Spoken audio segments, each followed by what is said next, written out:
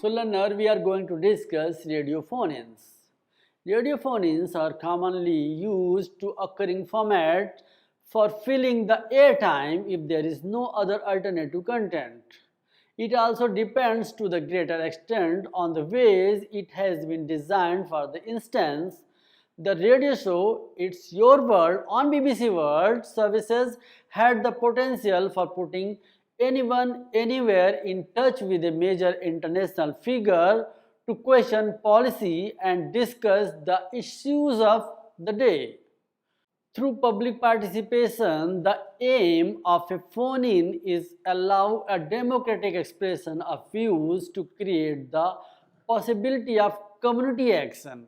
The important question is as to whether the format is inclusive for every listener, or we can say here that telephone ownership can vary widely between regions of the same country, and the cities are generally far better served than the rural areas. As a result, there can a technological limitation in terms of radio format in the case of engagement. It is the producer of a phone-in who decide the aim of program and design it so it achieves a particular objective. If the lines are simply thrown open to the listeners, the result can be highly unsatisfactory.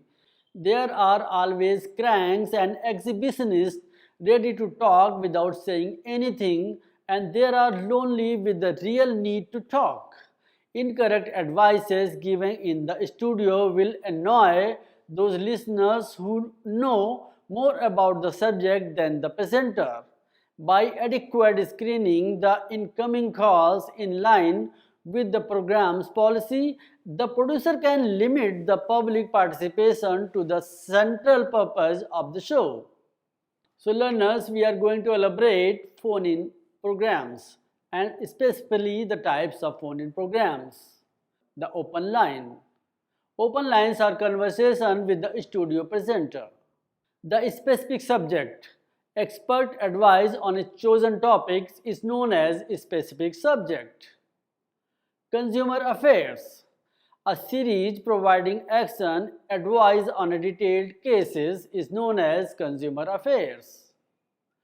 Personal counseling. Problems discussed for the individual rather than the audience. The person vetting the calls quickly develops an ear for the genuine problem, the interesting point of view, or the humorous elements. Such people converse. These things are soon discovered in the initial off-air conversation. In oral communication, information is carried on two distinct channels. One is content, that is what is said, and style, that is how it is said. They should both be under the speaker's control, and to be fully effective, one should reinforce to other. However, due to stress, it is not always easy.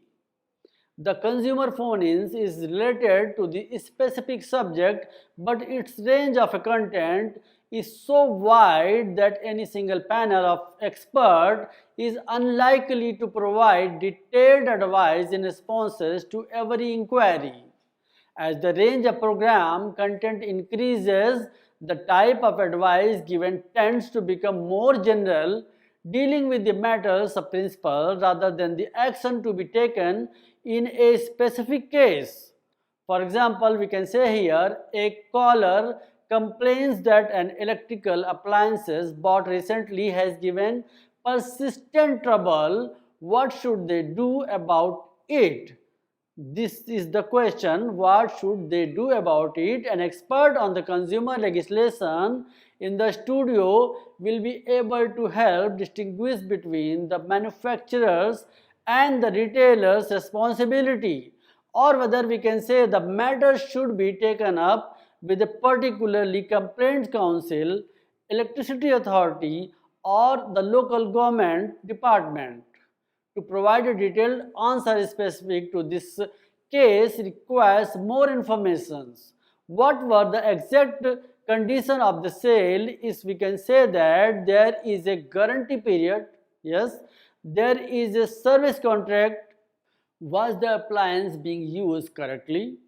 Often a program of this type of specializing in the personal problems allowed caller to remain unidentified. Their name is not given over the air. The studio counselor referring to them by their first name only or by an agreed pseudonym.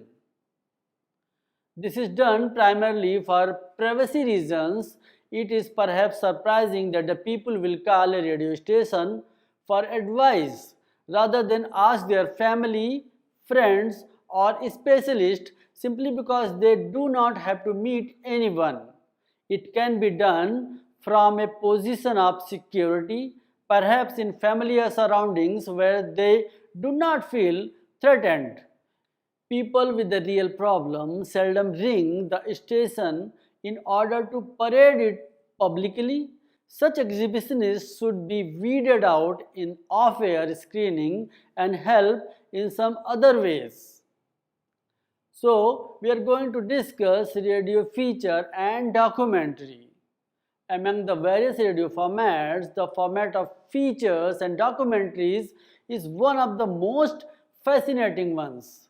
The term feature is used in indicate both studio-based features and documentaries.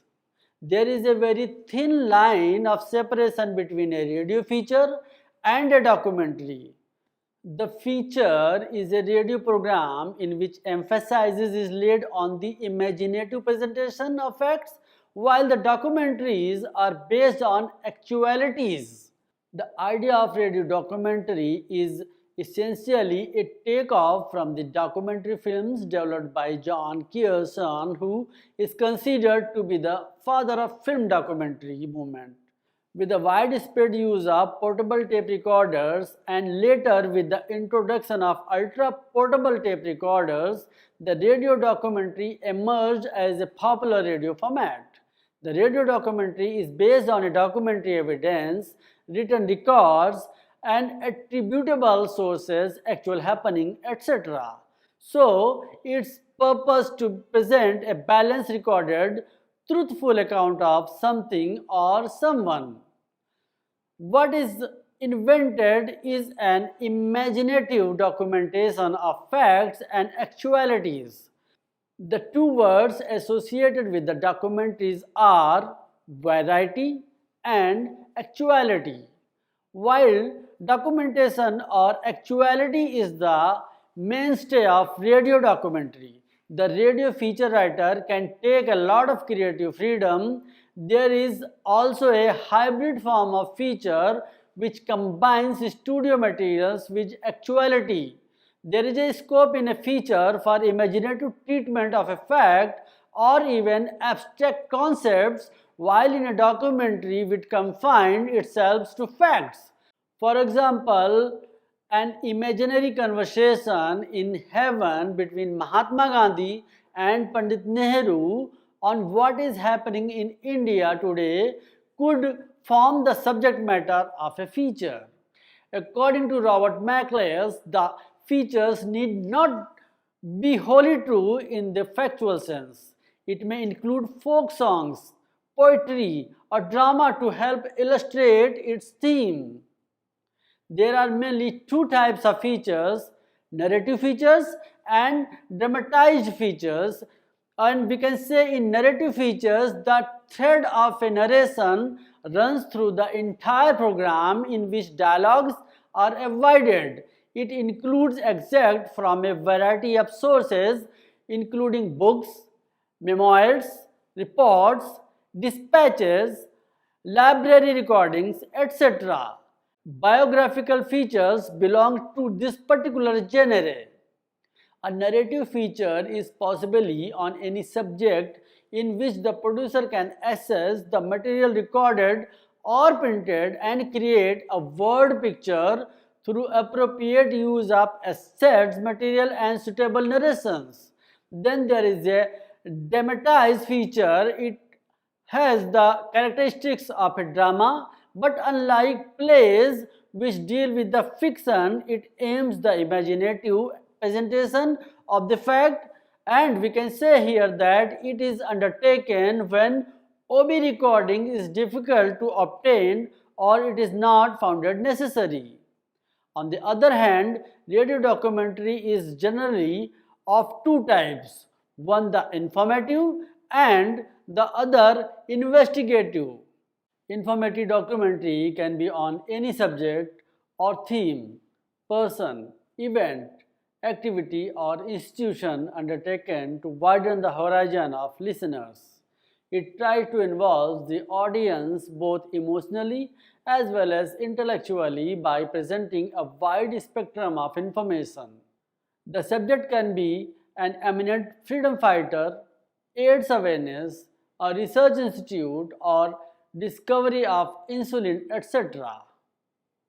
In the case of investigative documentary, the title itself suggests investigation over some issues. It takes up special problems like street children, bride burning, drug addiction, corruption in public life, bogus universities, etc. A radio feature or documentary, like any other radio program, has to seize the attention of audience. For that, it is crucial that the features of a strong introduction. The introduction would also depend on the types of radio techniques one may adopt, often sound and music, and not necessarily it is the spoken words that can make the beginning of a program attractive and compelling. In terms of conceptualization, one may have already read in the preceding units that in order to make any radio program, one has to have the ideas and should be able to conceptualize it. A radio person has to be a constant search for a new idea for conceptualizing programs. The same is true while planning radio features and documentaries. The producer has to be very observant and look around the ideas for features and documentaries. While talking to people, interacting while experts, traveling or walking in the streets, bright ideas may flash across his or her mind which may be useful for developing programs. Ideas are also gathered while attending a lecture, watching a play, or a sporting event, or even while buying things in the market. Some of the topics may be from memory, others may stem from an experience or something you strongly feel about. The tips usually given to new producers are: keep a notebook handy to jot down ideas as and when they strike. Be observant while traveling, as good programs originate while traveling. Whatever is being read should be read with a concentration, as any interesting article or news item may give idea for a feature. Talking to different people can generate new ideas for features. Always have an open mind and be receptive to ideas.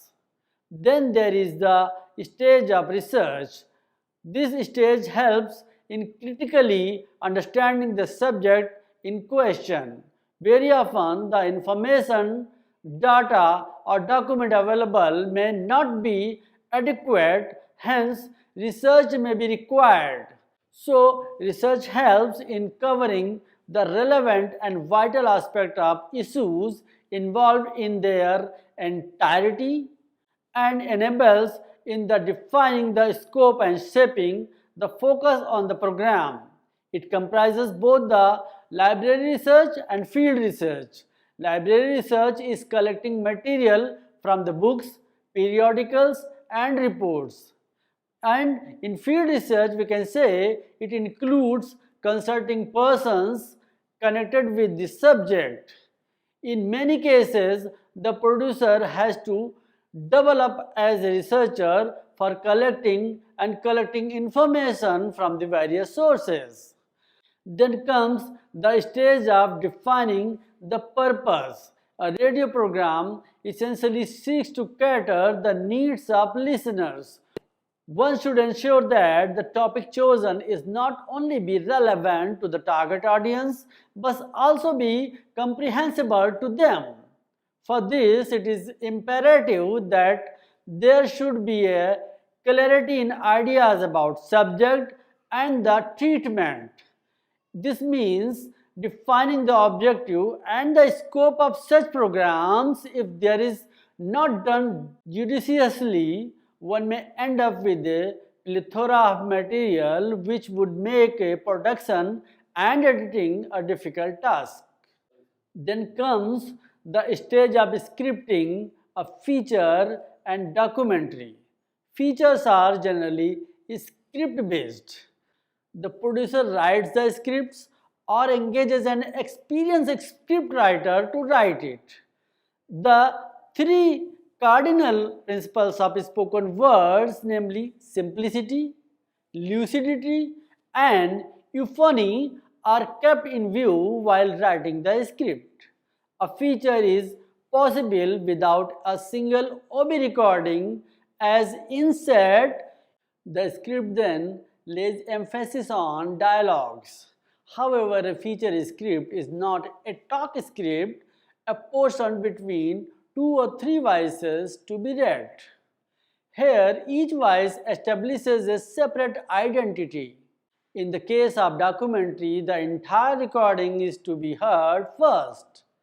Scripting for a documentary includes a concise introduction to the subject, narration which serves as leading to taped statements, interviews, sound, and an appropriate conclusion.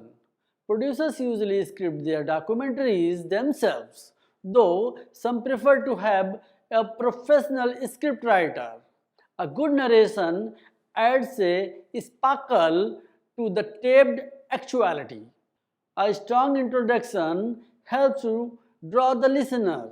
Often sound and music, and not necessarily the spoken words, make the beginning in compelling and interesting. The body of the script comes out as a smooth flowing story which is easily understood by the listener. Once the script has been finalized, the appropriate voice for the narration has to be selected. Narration helps to drive the program forward in a logical way. It helps to preface the voiced passages and recorded inserts. It brings different elements together and molds them in an organic whole. The narration may be done by a single voice or two or more voices.